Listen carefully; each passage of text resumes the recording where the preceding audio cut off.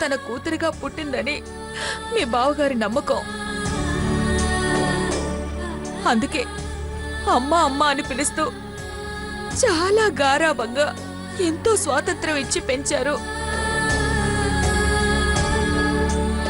దాని మాట కాదనరు.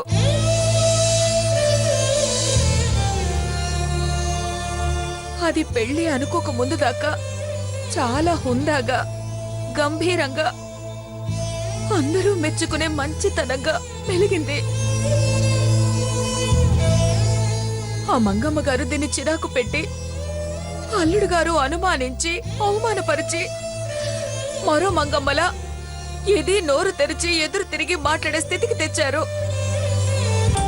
దాని పెళ్లి రంగరంగ వైభవంగా అలా చెయ్యాలి ఇలా చెయ్యాలి అని కలలు కనకపోయినా తొలిచూరు పిల్ల కదా, అచ్చట ముచ్చట తీరేలా చక్కగా సాంప్రదాయబద్ధంగా చేయాలని చాలా ఆశపడ్డారు. అది కాస్త పీటల దాకా వచ్చి తాళి పడకుండానే పుట్టింటికి తిరిగి రావాల్సి వచ్చింది.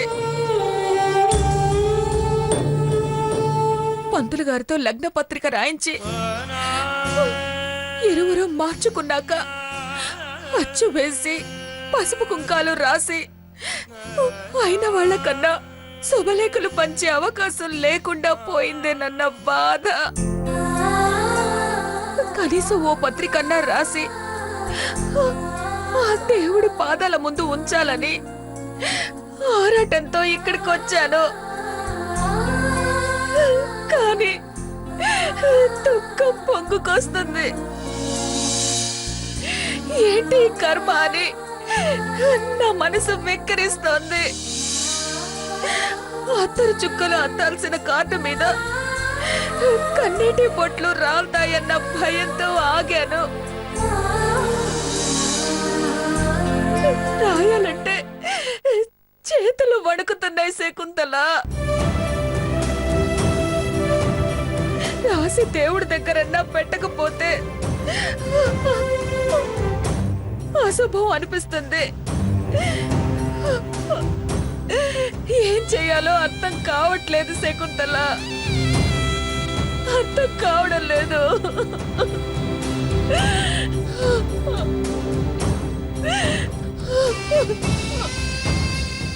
అమ్మా,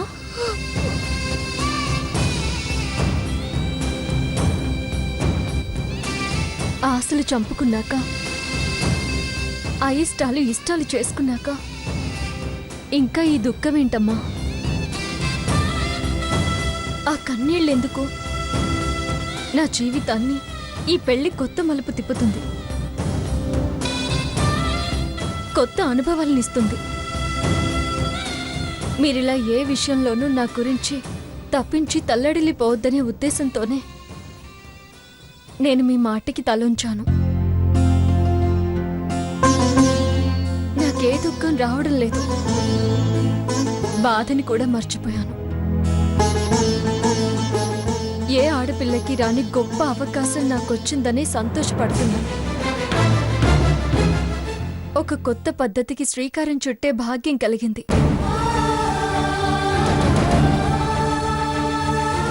ఆ పెన్ను పేపర్ ఇలా ఇవ్వమ్మా. నా పెళ్లి పత్రిక నేనే రాసుకుంటాను.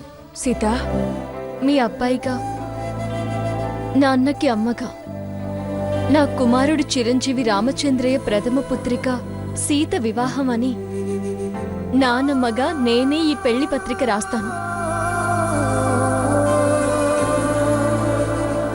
ఇలా ఇవ్వు. ఇవ్వమ్మా, పర్వాలేదివ్వు. వద్దు సీత, వద్దు. అలా మాట్లాడి నన్ను ఇంకా బాధ పెట్టకే.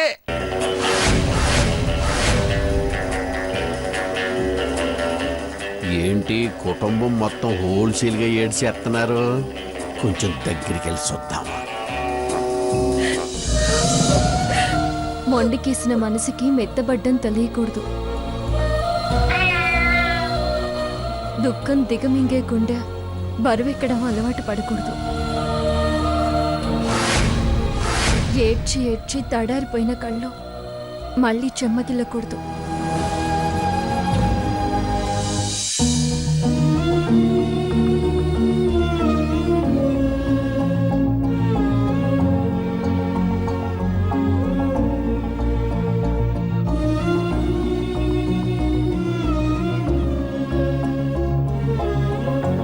ఏంటబ్బా అంత సీరియస్ మ్యాటరు?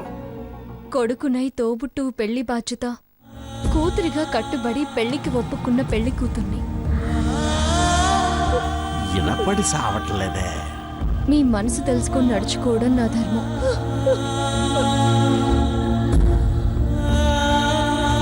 ఇలా ఇవ్వమ్మా, ఇవ్వు.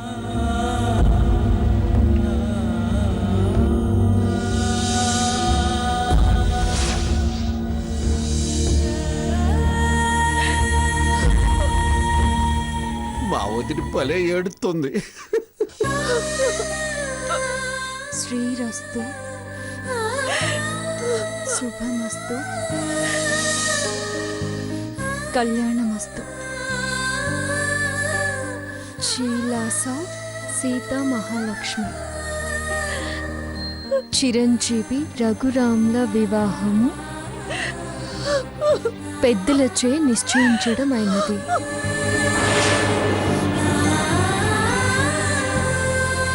భగవంతునిచే నిశ్చయింపబడినది. మీ ఆగమనాభిలాషులు సావిత్రి రామచంద్రయ్య.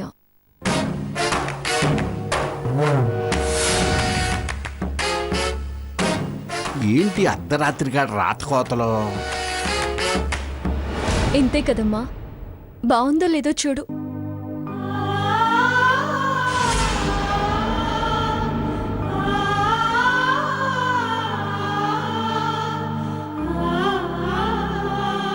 అమ్మా, ఇది నా పెళ్లి శుభలేఖ. నా స్వహస్తాలతో నేనే రాసుకున్నాను. చదవగలిగాను కానీ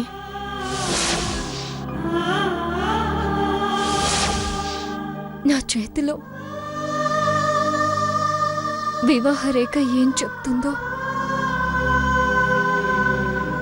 నా నుదుటి రాత ఎలా ఉందో నేను చదవలేను. భగవంతుడా, ఇది నా పెళ్లి ఆహ్వానం. తొలి మలి అన్నీ ఇదే. నీకు తప్ప మరొకరికి ఇవ్వలేని నిస్సహాయురాల్ని.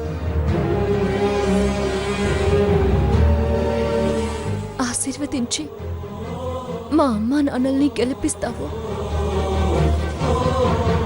అమ్మను కాదని ఆ మంగమ్మ గారిని గెలిపిస్తావో నీ ఇష్టం. దీనికి పసుపు కుంకుమలు రాయలేదు. ఎందుకో చెప్పు. వాటిని నేను కావాలనుకుంటున్నాను. వాటిని నాకిచ్చి నా రాత మారుస్తావో, అలిగి అందకుండా చేస్తావో నీ ఇష్టం.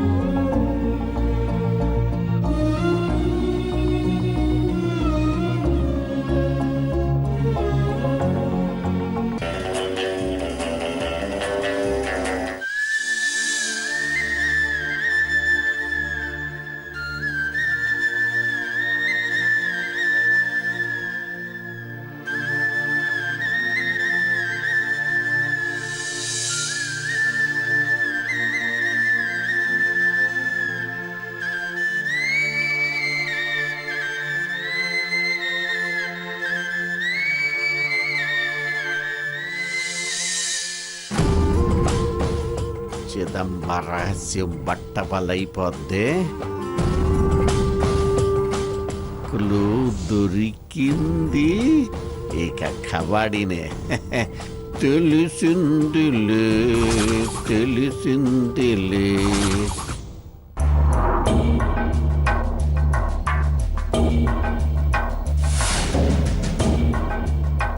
అమ్మయ్యా. ఆహా.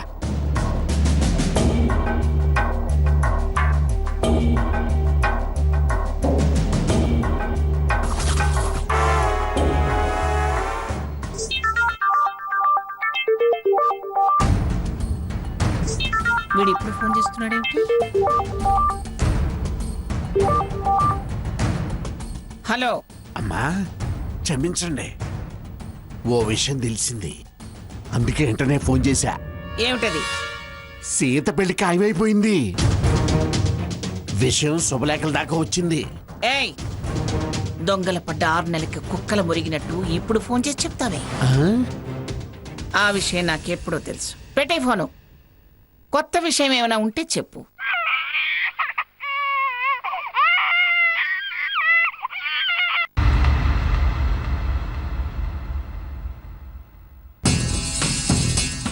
ఏంటి ఇవిడి? ఆ? నన్ను తెలుసుకోమని నన్ను ఆవిడే తెలుసుకుంటుంది. ఇలా అయితే నా 50,000 రీషెడ్యూలేనా? కొంపదీసి అసలు విషయం ఏంటో చూద్దాం. డీటెయిల్స్ నాకన్నా తెలిస్తే ఏదైనా ప్లాన్ వేసి డబ్బులు లాగేయచ్చు.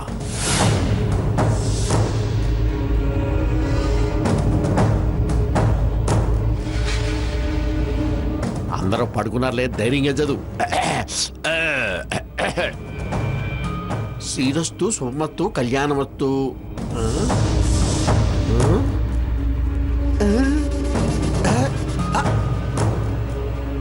ఏంటిది, అక్షరాలు తెలిసిపోయాయి.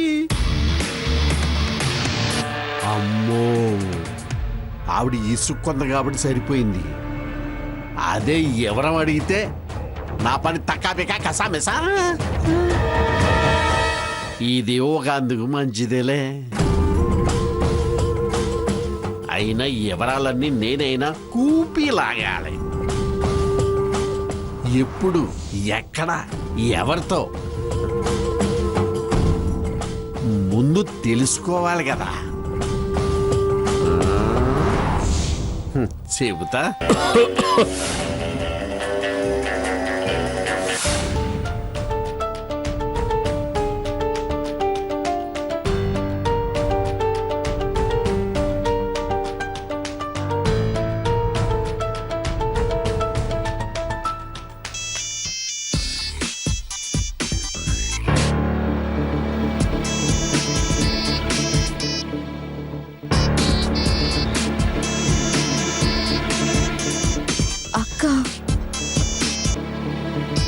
అక్కేంటి ఈ టైంలో కాల్ చేస్తుంది?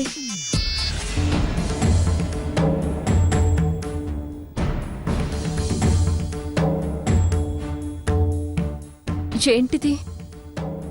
మధ్యాహ్నం జరిగిన విషయం చెప్దామనుకుంటే ఇది ఇలా ఫోన్ కట్ చేసింది. ఈ టైంలో ఎందుకు కాల్ చేసి ఉంటుంది అక్క? బావేమో ఇంకా నిద్రపోలేదు. ఏదైనా అర్జెంట్ పని అయి ఉంటుందా?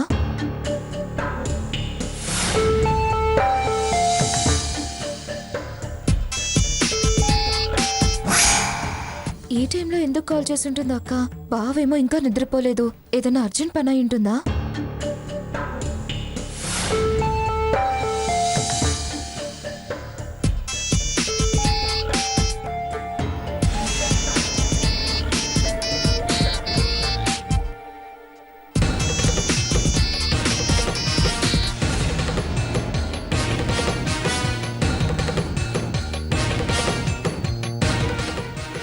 ఏంటిది, కాల్ వస్తుంటే కట్ చేస్తుంది? బహుశా నేను మేల్కొని ఉన్నానా? ఎవరి కాల్ అయి ఉంటుంది? బావ నిద్రపోయాక అక్కకి ఫోన్ చేద్దాం. ఈలోపు నిద్రపోయినట్టు యాక్ట్ చేస్తే సరి. ఇది కట్ చేస్తుందంటే సాకేత్ అక్కడే ఉండుంటాడు. సర్లే, రేపు చేద్దాం.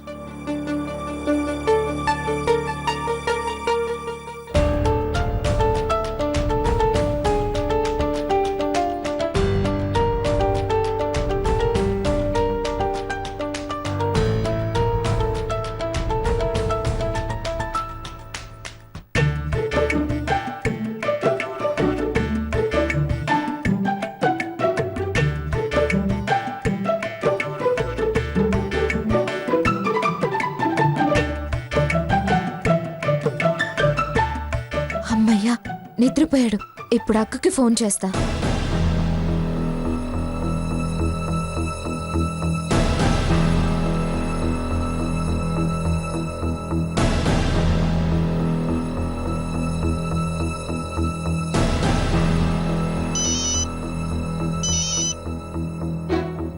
స్వర్ణ, అక్క, ఇందాక నువ్వు ఫోన్ చేసినప్పుడు సాకేత్ మేల్కొనే ఉన్నాడక్క.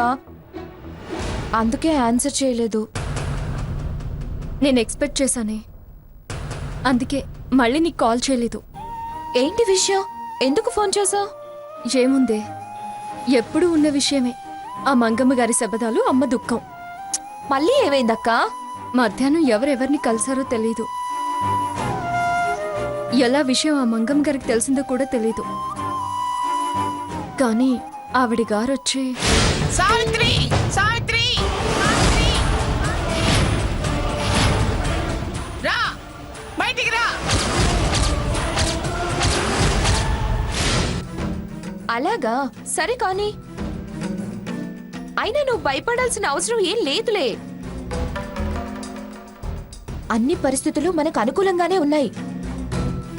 అమ్మమ్మ గారు చాలా విషయాల్లో చాలా ఛాలెంజ్లు చేసింది, కానీ నెగ్గింది మనమేగా. ఈ విషయంలో కూడా మనకి ఆ దేవుడు సాయం చేస్తాడులే. అయినా పెళ్లి పత్రిక దేవుడికి ఇచ్చావు కదా, అన్నీ ఆయనే చూసుకుంటాడు. అన్ని పరిస్థితులు మనకు అనుకూలంగానే ఉన్నాయి. అమ్మమ్మ గారు చాలా విషయాల్లో చాలా ఛాలెంజ్లు చేసింది, కానీ నెగ్గింది మనమేగా.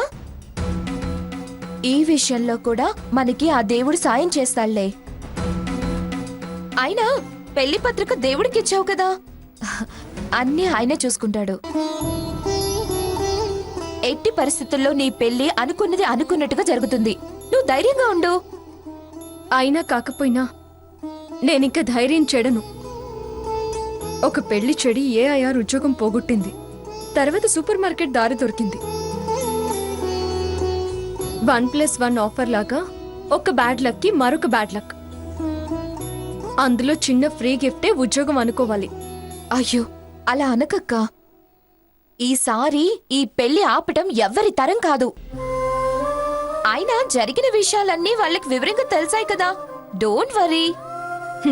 గుడ్డి కన్నా మెల్ల నయం అనుకుంటాం. ఏదైనా అమ్మ నాన్న దిగులు తొలగిపోతే చాలు. వాళ్ళ దిగులే కాదు, నీ దిగులు తొలగిపోయి గ్యారెంటీగా మంచి లైఫ్ నీకు దొరుకుతుంది. నువ్వేం ఆలోచించకుండా ప్రశాంతంగా ఉండు. Good night. సరే, గుడ్ నైట్. Good night.